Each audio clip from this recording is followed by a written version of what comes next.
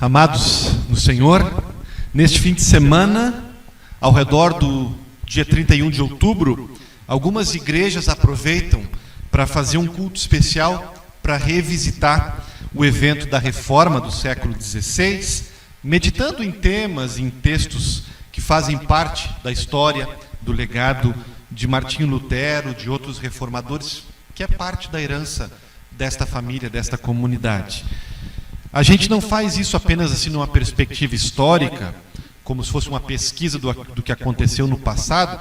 Nós acreditamos que o que aconteceu mais ou menos há 500 anos atrás ainda pode falar, nos ensinar hoje em dia. Não esgota os assuntos que temos hoje em dia, mas ele se aplica. A gente não faz esses cultos especiais para endeusar Lutero, ou para massagear o ego já inflado de muitos luteranos ou muitos protestantes. A gente faz isso em espírito de humildade, de moderação, num espírito que valoriza e agradece a Deus pelo seu mover na história, por levantar pessoas em favor da causa do Evangelho. É um espírito também que valoriza Lutero e outros reformadores que foram importantes para o mundo e para a igreja. É um espírito que celebra o que aconteceu, mas tem sempre o foco em Jesus Cristo, que era o foco da reforma. A igreja luterana, nesse domingo especial, ela tem uma proposta de textos bíblicos. Você pode encontrar isso no site, isso é parte das leituras bíblicas dos cristãos. E nós temos a sugestão, já centenária, de utilizarmos o texto de João 8, que eu li há pouco, que fala de Jesus ensinando sobre a verdade, que fala da busca da verdade que liberta, e tem tudo a ver com a Reforma, que foi um movimento que buscou, perseguiu a verdade, né, e a libertação da verdade. Nós temos a sugestão de Apocalipse 14, que não foi lido hoje, mas que poderia ter sido, e em Apocalipse 14 tem um anjo voando no céu, proclamando um evangelho eterno. E poderíamos, em Apocalipse, anjos são muitas vezes pastores. Lutero foi um pastor, foi um anjo nesse sentido, que se não era perfeito, mas foi um proclamador do evangelho eterno, um defensor da proclamação do Evangelho Eterno. Nós temos a sugestão de Romanos 3, que foi lido pelo irmão Hugo nesta manhã, que é um texto-chave para entender o bem da reforma, que é a doutrina da salvação pela graça, da justificação pela graça, pela fé em Cristo Jesus, né? E nós temos, fechando a agenda de textos, o Salmo que nós lemos juntos, hoje o Salmo 46, e alguém pode dizer, por que a gente escolheu, por que a igreja escolheu o Salmo 46, Tardelli, para compor essa coleção de textos? Porque o Salmo 46, gente, é o texto bíblico que inspirou o hino famoso de Lutero, que se tornou uma referência da Reforma e da igreja cristã evangélica, protestante, luterana, né? Que é o hino, alguém? Castelo Forte, né? Nós ouviremos esse hino na sequência. Dentre todos os textos bíblicos, eu escolhi o Salmo 46 hoje, para a gente refletir, ok? Se quiserem abrir a Bíblia de vocês de novo no Salmo 46. Por quê? Primeiro porque Lutero gostava demais dos Salmos, tá? O livro dos Salmos estava entre os seus favoritos do lado de Gênesis, de Romanos e de Gálatas. Também porque os Salmos são insuperáveis na capacidade de falar para a vida da gente, em toda a sua amplitude de situações, sentimentos, de experiência. Ler os Salmos é como ler a nossa história, sendo escrita, cantada, séculos antes. E o Salmo da Reforma, o Salmo 46, é riquíssimo, ele é especial para um ano pandêmico, como esse ano de 2020, quando as coisas saem do controle da gente, quando as coisas parecem que estão se despedaçando à nossa volta, quando estamos tão paralisados de medo que não conseguimos enxergar uma saída e que acabamos também nos tornando inúteis para o trabalho do reino de Deus, inúteis para as pessoas que precisam de nós, porque estamos paralisados. Para tempos assim, tempos de crise, o Salmo 46 é talvez o mais eloquente de todos os salmos. Ele fala para quem está em casa, assistindo televisão, ou lendo jornal, ou navegando na internet, apavorado com as notícias trágicas da semana. Esse salmo fala para o sujeito que está pressionado por conflitos pessoais, por artimanhas no trabalho dos colegas de trabalho, por intimidações dos superiores. Fala para a moça que está traumatizada pela violência que sofreu, pelo perigo ao seu redor. Esse salmo emerge nas madrugadas de insônia, quando a ansiedade é incontrolável dentro do jovem, da anciã, do pai, da mãe. Ele fala, talvez não como um antídoto mágico, mas um poderoso recurso para as crises de pânico de uma alma aflita, dentro de casa, encurralada, isolada, sozinha. Esse salmo fala para as mudanças repentinas, dramáticas que sofremos na sociedade, sempre caminhando, sempre se movimentando, ou na família, ou no local que nós convivemos com outras pessoas. Esse salmo fala para batalhas com cânceres, com coronavírus, com outras doenças, coisas que contaminam a natureza, a criação de Deus. Esse salmo fala para as perguntas que a gente faz, aquelas perguntas: e se isso? E se aquilo? Até quando?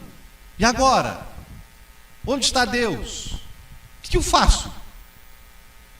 O Salmo 46 é um tesouro no saltério. Ele trata de coisas que aconteciam no Antigo Testamento, num tempo que o povo de Deus estava praticamente o tempo todo a perigo, à mercê, nas mãos de potências imperiais inimigas. Esse salmo fala para coisas que aconteciam no tempo de Lutero, daquele monge professor que, sem prever, sem planejar, desencadeou com seus questionamentos uma revolução social, espiritual. Quando que Lutero iria imaginar que, quando publicasse 95 questões, teses para debater as coisas da fé, ele estaria abrindo porta para um mundo de conflitos e caos que virou não apenas a vida dele de cabeça para baixo, mas de sua família, seu entorno, do mundo de então, colocando ele no epicentro de muitos ataques, de muitas disputas. O Salmo 46 fala para hoje, para coisas que acontecem com a gente. Eu também escolhi o Salmo 46, gente, porque há uma questão aqui no Salmo 46, e eu desconfio que nós cristãos, os luteranos, nós cristãos protestantes, não conhecemos o Salmo 46, não o usamos como ele merece. Eu tenho a impressão que nós conhecemos mais o hino Castelo Forte que o Salmo 46, que foi a inspiração do hino. Talvez somos familiares com o Salmo, mas ser familiar tem um perigo, porque às vezes a gente pensa que é familiar com o texto e não é. Não conhece tanto assim. Eu desconfio, eu tenho a impressão que a nossa familiaridade tem muito mais a ver com o hino, a poesia, do que com o Salmo 46, que aborda algumas verdades do Salmo. E conhecer o hino, Castelo Forte, é ótimo. Conheça o hino, cante o hino. Mas conheça o Salmo por trás do hino. Principalmente conheço o Salmo. O Salmo 46 é muito rico. Ele é rico do ponto de vista poético, expressões marcantes, estrofes estruturadas, refrões que sintetizam, contrastes, reviravoltas. E o Salmo 46 é rico do ponto de vista literário. Ele fala de coisas da criação, montanhas, mares, rios.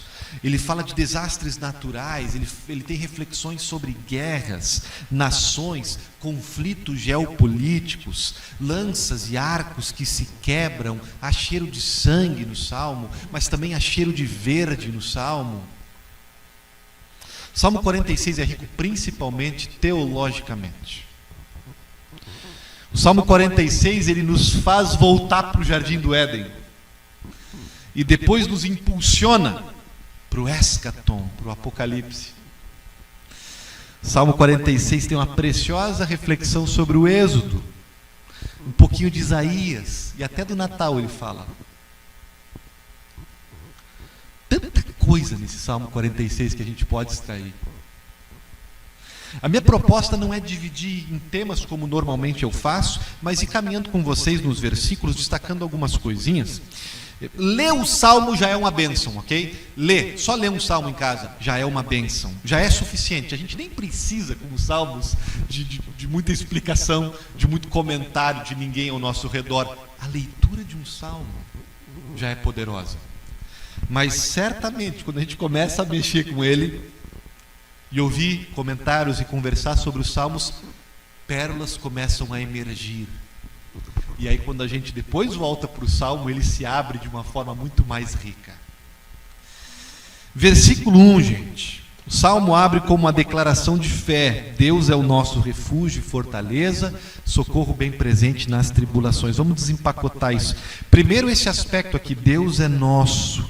Em hebraico tem até mais ênfase, porque o pronome vem antes. Nosso é Deus, literalmente. Nosso é Deus, por nós é Deus. Ou seja, Deus está do nosso lado. Deus está a nosso favor. Não contra nós. Não um Deus impessoal. E além de nosso, Deus também tem características. Ele é refúgio e fortaleza. Ou seja, o nosso lugar de refúgio, de esconderijo e de defesa, de proteção. Imagens relevantes para nós. Porque a gente precisa de esconderijos e refúgios de vez em quando. Nós nos expomos muito hoje em dia, mas como é importante muitas vezes poder nos resguardar, nos recolher, nos esconder. Nós somos cobrados para sermos fortes, para sermos fortalezas ambulantes, mas nossa força interior não aguenta essa cobrança. Quem é forte aqui? Quem é castelo forte aqui o tempo todo? Eu não sou. Nossos castelos de virtudes pessoais, de capacidades, de forças naturais, eles desmoronam o tempo todo. Nossos castelos, na verdade, estão muito mais para barracos. Somos barracos. Nossos castelos, e o coronavírus demonstrou isso, gente. Só uma mostra mais de quão vulnerável é a gente. Quão difícil é a gente se esconder, se refugiar. Os lugares que muitos pensavam que eram seguros, o vírus entra com uma gotícula. A gente precisa de um refúgio, de um esconderijo. Deus é Ele, diz o Salmo 46. E ainda temos essa parte, socorro bem presente nas tribulações. Essa expressão socorro bem presente, ela não faz parte da nossa linguagem cotidiana, mas vale a pena talvez incorporar ela, nos familiarizar com ela, porque ela comunica uma presença intencional, não ocasional de Deus. Em tempos de dificuldade, socorro bem presente é Deus está junto. Ele pode ser encontrado. Deus não é labirinto para quem está sofrendo. Deus pode ser um labirinto para aquele que não o busca, ou não o quer, ou o quer pelas razões equivocadas. Para quem chora, para a mãe que sofre, para o casal que está batalhando, para quem está pedindo socorro, Deus não é labirinto. Isso é o socorro bem presente. É um Deus que não se esconde quando o seu povo precisa dele. É uma abertura pertinente diante de tudo que vai vir agora no Salmo 46, porque bicho vai pegar, como se diz assim, vai ter muita coisa complicada acontecendo agora.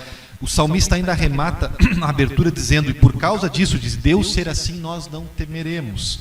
E aí ele transforma a introdução de pertinente para ousada, pretensiosa quase. Dizer que Deus é quem Ele é bom, mas aí fazer a frase, nós não temeremos, ainda que um monte de coisa ruim aconteça, como assim?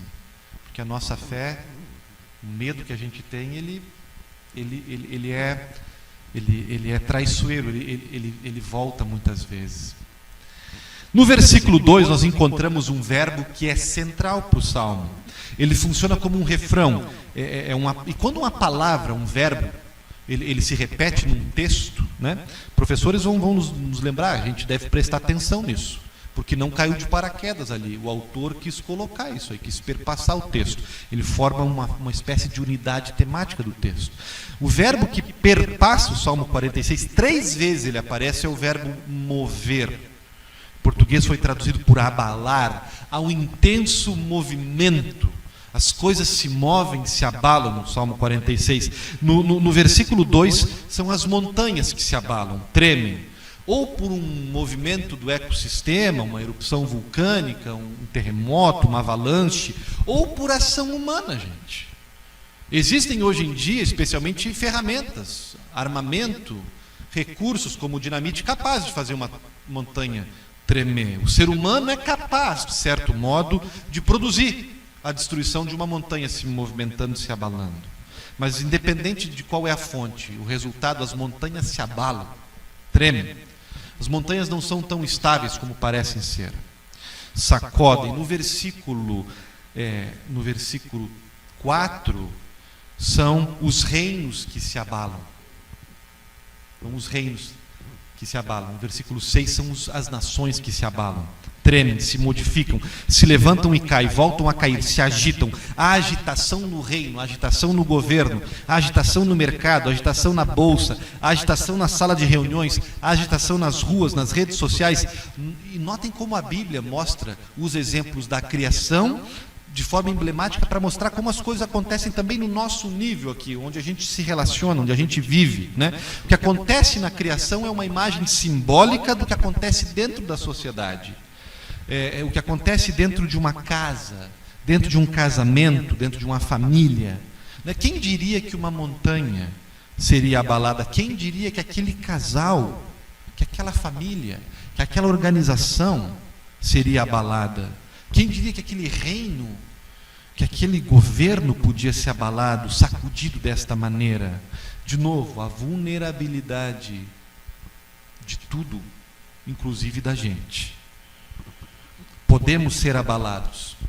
Os sistemas que nós inventamos, as torres de Babel que nós construímos, os reinos que nós somos parte, pode ser abalado. Um vírus aparece numa cidade longe da gente e abala tudo. Uma metástase aparece dentro da gente e abala tudo. Um chefe novo, uma nova diretriz da empresa aparece e abala tudo, abala nosso plano de carreira. Uma mancha em nosso currículo, um descontrole, uma bobagem que a gente faz, que a gente diz, e o nosso castelo, que não é de pedras, é de cartas, é cartas marcadas, manchadas pelo pecado, o nosso e o de toda a criação, literalmente o nosso castelinho vem abaixo. Nós e nossas construções físicas, sociais, econômicas, profissionais abalados. Só que então no versículo 5, o salmista, ele, ainda usando o verbo mover e abalar, ele vai falar de algo que em meio a tudo isso não se abala. A cidade de Deus, ela não será abalada. A cidade de Deus é estável. Por que ela é estável? Porque Deus está no meio dela. Chegamos no versículo 5 do Salmo 46 e encontramos uma fonte de segurança. E não nos demora a perguntarmos que cidade é essa? O que seria a cidade de Deus? O que é a cidade de Deus nesse contexto? É uma expressão desse salmista aqui, tá? A maioria dos salmos são de Davi, e Davi, fiel às suas origens, usa mais metáforas agropastoris, do campo. Os filhos de Corá, autores do Salmo 46, eles parecem que eram mais urbanos, como muitos desta igreja aqui. E são os filhos de Corá que escrevem alguns dos salmos, os únicos quem usam essa simbologia nos salmos. Só eles falam da cidade de Deus nos salmos. Depois essa imagem vai continuar na Bíblia. Jesus fala dela, Pedro fala dela, Paulo fala dela, Hebreus falam dela, Apocalipse termina com ela. E essa cidade de Deus, no restante da Bíblia, fica claro que tem a ver com o lugar de Deus, o lugar da habitação de Deus, o lugar onde Deus está morando, se encontrando com o ser humano. Isso pode ser o céu, isso pode ser também no futuro os novos céus e a nova terra, Apocalipse, a nova cidade e a nova Jerusalém, mas também pode ser o lugar que Ele habita com a gente hoje já. A cidade de Deus pode ser e é a igreja. A igreja que a gente cantou há pouco tempo, que é às vezes caindo aos pedaços, a gente não dá nada por ela. Aquela igrejinha que a gente não dá nada por ela.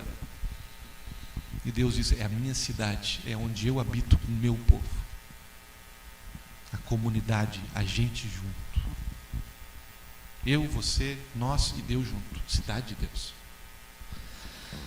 Voltaremos a esse ponto. Um outro verbo que repete no Salmo 46, fazendo uma dobradinha com o verbo mover, é o verbo tumultuar, gente, 2 vezes, versículo 13 e o versículo 6. De novo, tanto na criação como na sociedade, os mares se tumultuam e as nações se tumultuam, né? Se alvoroçam, fervem. Essa imagem do mar é muito importante na Bíblia, tá? Porque era uma imagem significativa para o povo de Deus, para o povo hebreu. Por quê, pastor? É porque os hebreus eram gente da terra. Os hebreus eram colonos. Os hebreus não eram gente da costa. Os hebreus não eram os filisteus, não eram fenícios, não eram vikings. Os hebreus eram colonos, eles não eram conquistadores marítimos. E para os hebreus, que eram gente da terra e não do mar, mar não é um símbolo de beleza, de hobby, de trabalho. O mar é um símbolo, pelo contrário, é um símbolo negativo, é um símbolo pesado. E é por isso, só por isso, que no Apocalipse nos é dito que no novo céu e na nova terra não teremos mar.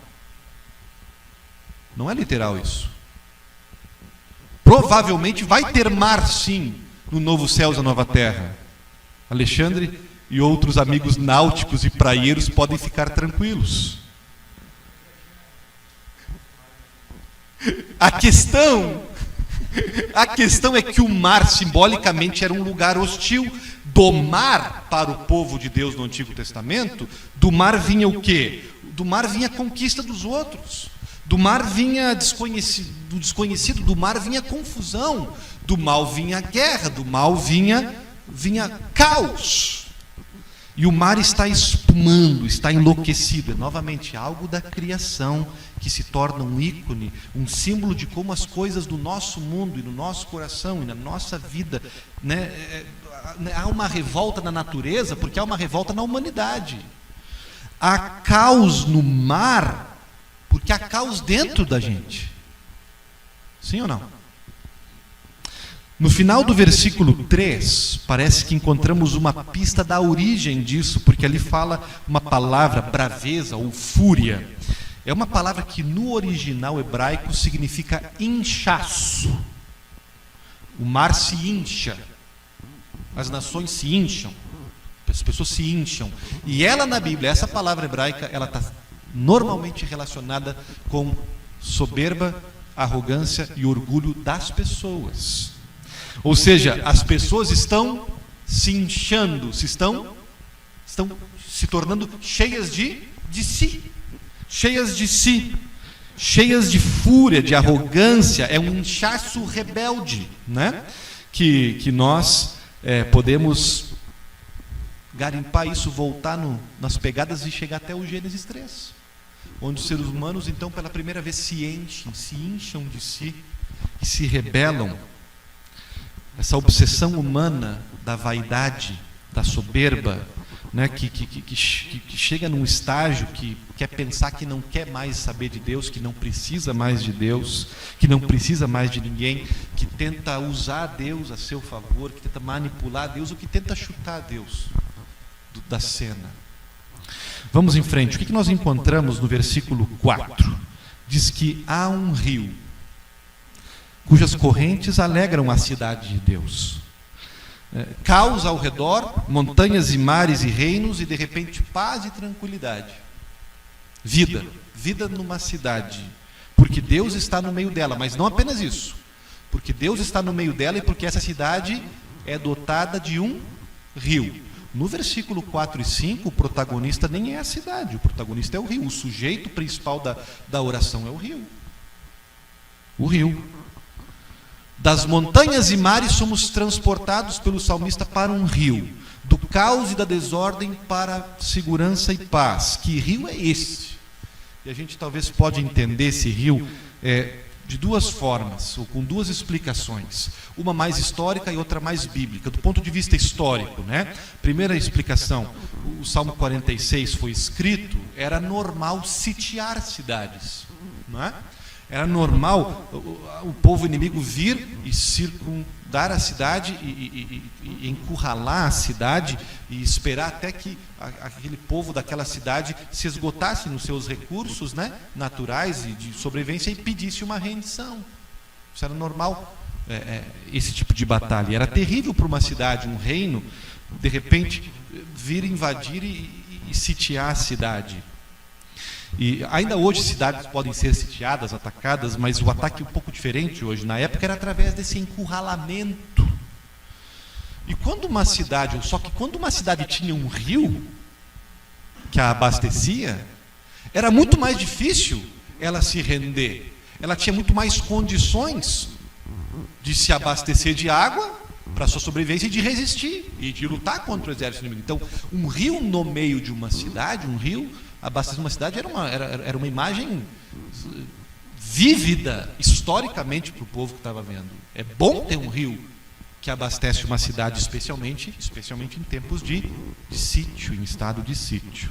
Enquanto que qualquer outra cidade humana pode ser destruída, sitiada, a cidade de Deus não pode. Ela não é destruída, porque há um rio que a abastece. Uma outra forma de entender esse rio é saindo um pouco da história e mergulhando na Bíblia. Porque o tema do rio na Bíblia acontece bastante.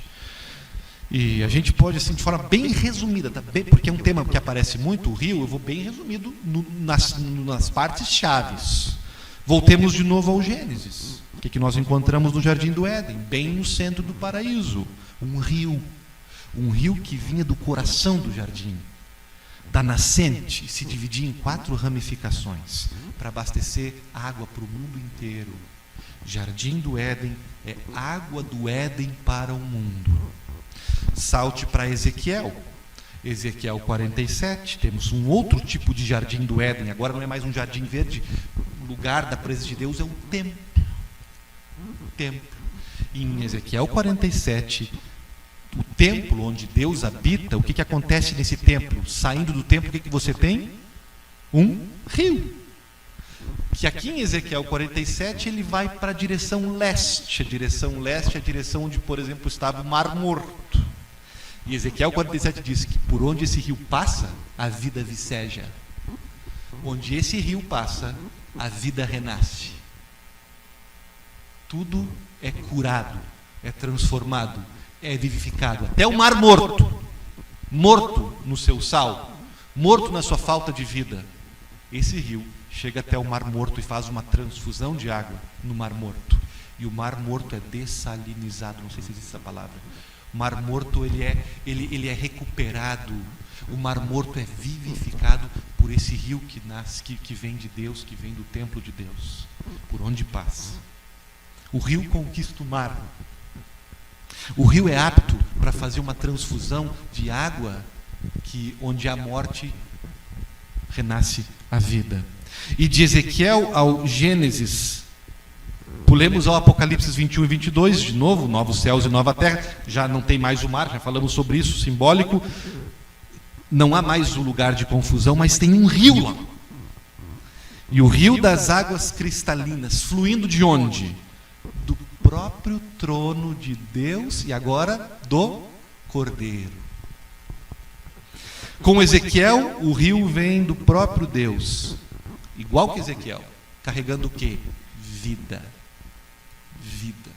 em abundância, multidimensional, vida espiritual, vida física, vida emocional, vida relacional.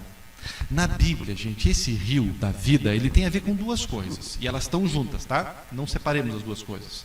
Esse rio, essa água que cura, que transforma, ela é uma imagem do Espírito Santo.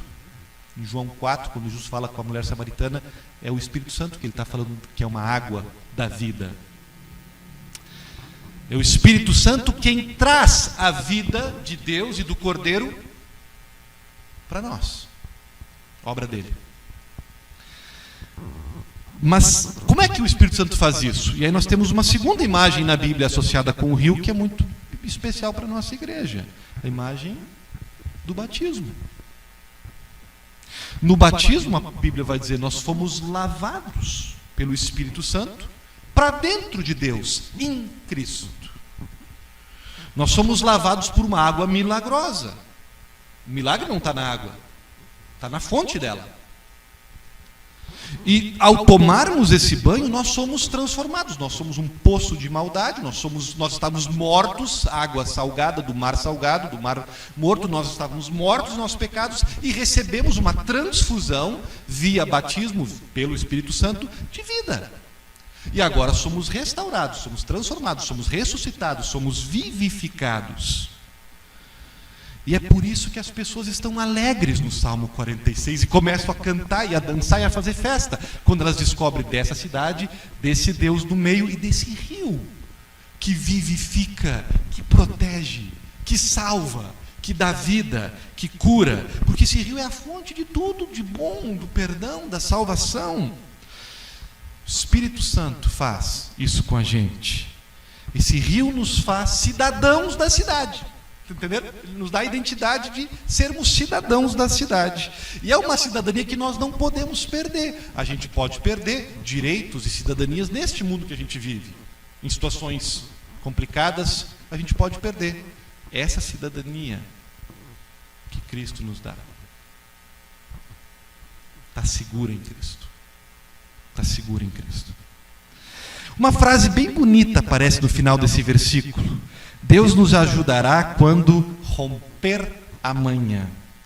Quando romper amanhã. Essa expressão só aparece em 2 lugares no Antigo Testamento. Romper amanhã. Escrito desse jeito. Aqui nesse Salmo e em Êxodo 14, 27. O que está acontecendo em Êxodo 14, 27? Os israelitas estão cruzando o Mar Vermelho. O salmista está nos convidando a voltar no tempo, no dia que o povo estava na beira do Mar Vermelho, fugindo do Egito, e os egípcios se aproximando, atacando, tremendo, se agitando, perseguindo.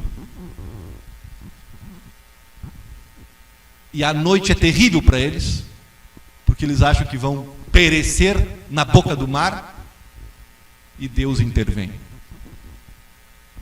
E Deus entra na história de novo e os defende. De manhã, a defesa se concretiza, a abertura do Mar Vermelho se concretiza de manhã, ao romper da manhã. A noite havia sido trágica, a noite havia sido traiçoeira, cheia de medo e de ansiedade. Ao romper da manhã, Deus o defende. O atravessar do Mar Vermelho é uma imagem do resgate que todos nós teremos no final dos tempos, quando Cristo voltar. Nós também estaremos, de certa forma, atravessando o mar rumo à nossa cidade ou à nossa terra prometida. Podemos olhar para o Salmo 46 dessa maneira, como uma lembrança que o nosso tempo de agonia de hoje vai ter um ponto final, vai chegar ao fim. Estamos prestes a sermos resgatados dos nossos grandes inimigos, não os egípcios, mas o diabo, o mundo, a nossa carne, os nossos pecados, a morte. Ao romper da manhã, na hora certa, Deus vai intervir. Podemos olhar para esse salmo também de uma perspectiva mais assim, mais perto da gente, do nosso dia de hoje. Por exemplo, quando a gente passa muitas vezes noites angustiantes, noites ansiosas, passamos acordados fazendo contas, derramando lágrimas, dando voltas na cama, remoendo algo. A noite tem hora para acabar. Diz o Salmo: a alegria vem ao amanhecer. As misericórdias do Senhor se renovam de manhã. Por quê? Porque o Senhor age de manhã. Porque ao romper da manhã, Deus vem ao nosso encontro. Não tem batalha espiritual, emocional, física, que não tenha um tempo para acabar, que não tenha a hora de Deus agir. Qualquer que seja a tribulação que a gente enfrente, não é para sempre. Não é para sempre. Promessa do Salmo 46. Versículo 7 traz uma frase importante, que se repete no Salmo 2 vezes. Entra aqui e é o fechamento do Salmo no versículo 11. O Senhor dos exércitos está conosco. O Deus de Jacó é o nosso refúgio. O Senhor dos exércitos está conosco. O Deus de Jacó é o nosso refúgio. Quero chamar a atenção aqui para essa frase, duas coisas consoladoras para vocês, meus irmãos. Primeira delas, essa expressão Deus de Jacó. Por que Deus se apresenta aqui e em outros lugares da Bíblia como Deus dos teus pais, Abraão, Isaque e Jacó? Porque Ele quer, e a gente precisa disso, e Ele gosta de fazer, Ele quer lembrar para a gente de uma característica especial dele. Ele tem várias, uma especial: a sua fidelidade. Ele é o Deus não apenas da gente, de hoje, Ele é o Deus dos nossos pais. Se os nossos pais já morreram, se os nossos avós já morreram, Ele foi o Deus dos nossos avós. Ele não é um estranho que nos visita. Ele tem nos acompanhado. Talvez você não se lembre, talvez você nem saiba. Mas um dia Deus vai abrir um álbum de fotos e vai mostrar a presença dele. No pai, no avô, nos antepassados. Nos pais da igreja, nas pessoas que vieram antes de nós. A gente não está aqui agora como os heróis do cristianismo. Vieram gente antes de nós, Lutero é um deles. E esse Deus que se apresenta hoje para você, Ele diz: eu sou o Deus do teu pai, do teu avô, eu sou o Deus de Jacó. Eu acho uma imagem extremamente consoladora saber que Deus não é um estranho na minha família, que Deus não é um estranho na minha história. Ele tem estado me acompanhando há muito tempo, desde antes de eu nascer, com pessoas queridas para mim. E a segunda coisa que eu quero destacar aqui, nesse versículo, é a frase: o Senhor dos exércitos está conosco. Está conosco. Vamos lá, quem é que reconhece algo aqui nesse está conosco? Quem é que enxerga algo aqui? A gente precisaria do hebraico, né? Quem é que enxerga esse está conosco aqui?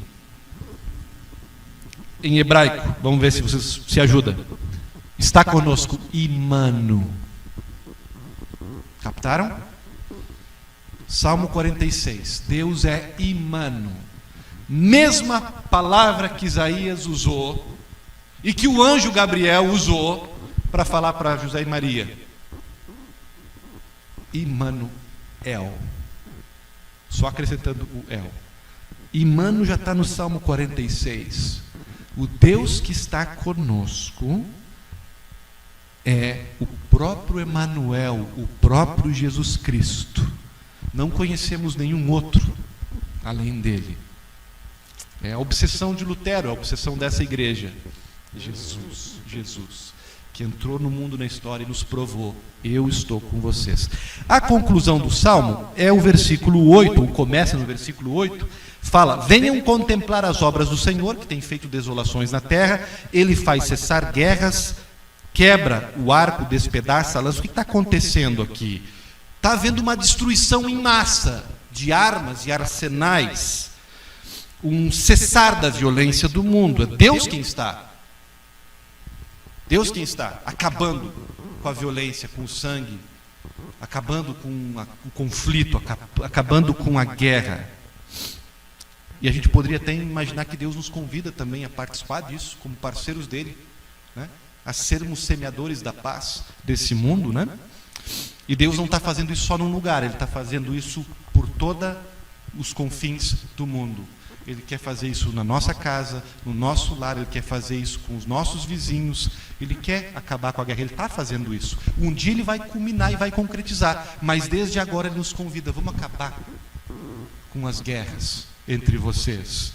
E no versículo 10 tem algo que é um dos mais bonitos da Bíblia, que talvez vocês já conheciam, né? Aquietem-se e saibam que eu sou Deus, sou exaltado entre as nações, sou exaltado na terra. Aquietem-se, calmem, sossega, baixa os braços, para um pouco, respira, solta a correria. Tão difícil para a gente hoje em dia, né? Somos a geração mais da correria, a menos contemplativa. Somos super estimulados o tempo todo.